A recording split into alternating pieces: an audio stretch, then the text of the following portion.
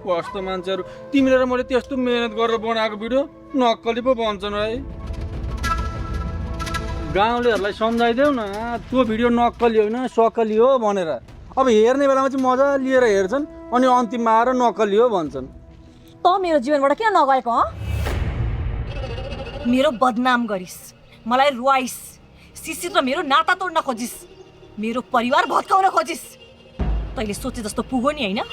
अब के खान मेरो वरिपरि घुमिरहेछस्? अब म के गरौँ त सन्ध्या? घरमा फोन गरेर उर्मिलालाई म आउँछु है बुढी भन्यो, ठेक्कापट्टाको काम सकेर मात्र आउनु न भन्छे। म कहाँ जाउँ भन त? उसले त सोचिराखेकी होला म यहाँ कसैको ठेक्कामा घर बनाउने काम गरिराखेको छु भनेर। तर त्यसलाई के थाहा, म यहाँ कसैको घर भत्काउने काम गरिरहेको छु।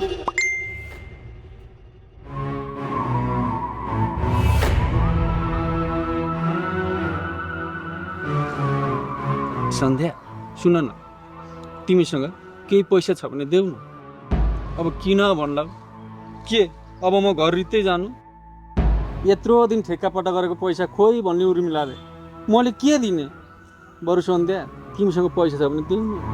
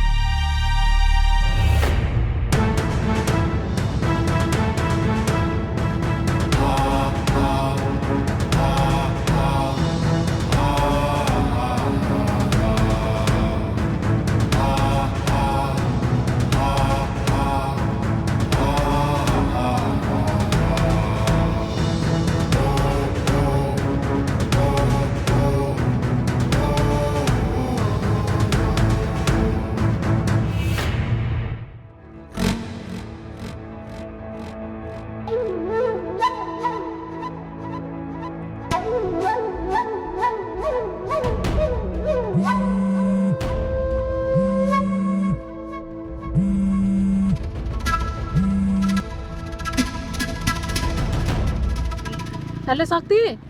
हेलो आरती, तिमीले त्यो मुखमा स्कार्फ लगायौ? फेरि त्यसले चिन्ने नि।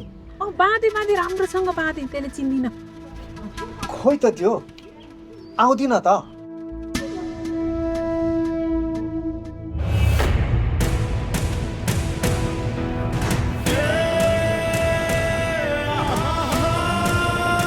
आरती आरती त्यो आई तिमी रेडी छौ नि?